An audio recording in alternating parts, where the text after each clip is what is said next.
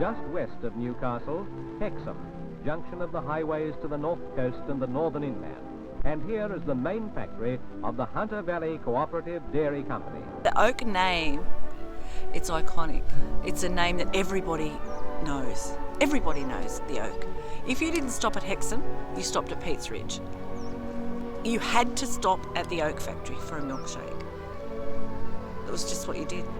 Every year, the Hunter Valley produces more than 40 million gallons of milk.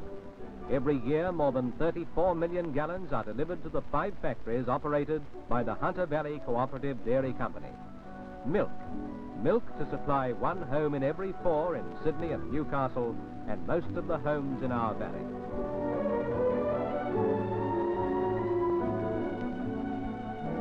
Milk, to be powdered for export, to be made into butter, cheese and ice cream. So this is the oak collection that we have here in the section of the museum known as Work and Play. It was a dairy cooperative that started out in Raymond Terrace in 1903, and it expanded and took in all the other cooperatives in the Hunter Valley, and its brand name was Oak. A lot of people wouldn't know that the Oak brand actually gets its name from the oak tree. They used it because it was a symbol of strength, and that's how they adopted that. But as time went on, they ditched the tree and kept the Oak name. That would be blue with yellow outline around the font. Oh, I guess when I started at the museum, I started there because it was a get back to work thing that I sort of was a part of after a car accident.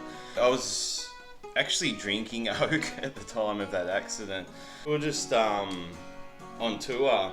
We're in a fairly rickety old van, and unfortunately we were hit. There was a lot of milk and business cards and stuff flying everywhere, and yeah, I had to give up music for a while because we actually lost our singer. He was the guy driving. But I think finding music again really helped. A lot of things helped, like the museum helped. When you just like something and you got an opportunity to sort of work on it and research it, then you might as well. I was asked to do a new piece of work for this exhibition, and when I saw the Oak cabinet, it was really good. Because I like drawing signs, I like drawing text, and I like the challenge of trying to make it all feel like it kind of feels like a 3-dimensional cabinet. And so it was partly a drawing challenge, and it was partly, I'd passed the Oak factory many times going up the coast, and so I know of Oak and how it resonates with people. So that was my initial thing, almost looking at the city as if I'm an outsider. Like when you go on holiday to a new place, you notice things that the locals are just so used to they don't spot anymore. I think people often don't realise that these are worth recording. So I'd be doing things that people would just not really look at twice. And so once I actually start drawing it, people would look at them, and then it would resonate with people because they're seeing it represented in a different way. You'd see the cow jumping over the moon in the neon sign above the Oak. It'd be it was iconic, and it meant that maybe we can stop for a milkshake, or or an ice cream. I can remember coming home from games of football that we used to support, the pumpkin pickers in Maitland, and you'd call in at the Oak on your way home from the footy, and the place would be packed with people who'd just been to the football. We were kids, so we'd have to work every weekend, and your mates would be going to the beach, but everyone would just call in home from the beach or whatever, and yeah, they'd be deep. The lines would be deep. We'd all have the blenders going. It was the hard ice cream in the tins that you got out with a scoop to fill your milkshakes and your thick shakes up, and not that soft serve stuff they use these days. People would travel for their caramel malted milkshake, and it was a Sunday outing. What do you think of the Hunter Valley milkshakes? These Oak milkshakes are the best in Australia. Yeah, they had a lot of dignitaries and visitors there over the years. It was a thing to do in the Hunter Valley. It was to go for a tour of the oak factory and sample the ice cream.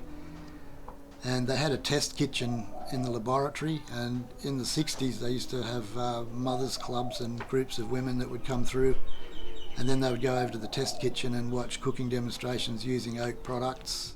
Cream is a natural dairy food, and it's good for you.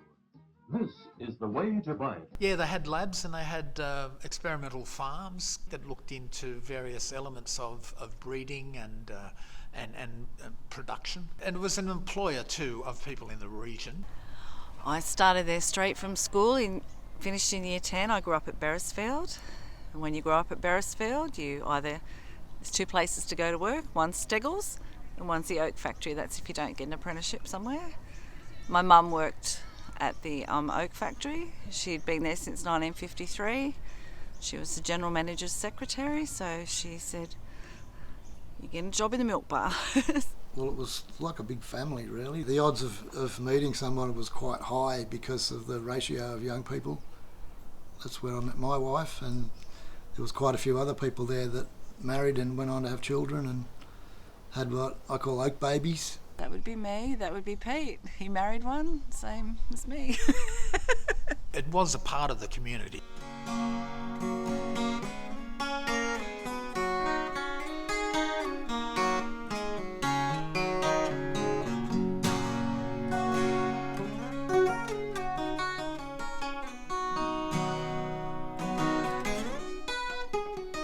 The milk industry was a possibility, for a small family farm. In a lot of ways, the modernisation and increase in milk production had a detrimental effect on some of the smaller family farms. My grandparents, my uncle and aunt that were on the farm, they really had to sell the farm in the end because they needed to, get bigger machinery and milk cooling mechanisation, which they sort of couldn't afford to do. Here's the butter being fed out to be wrapped and packed. It's all done automatically. More than 1,400 dairies and over 130,000 dairy cattle help make this butter.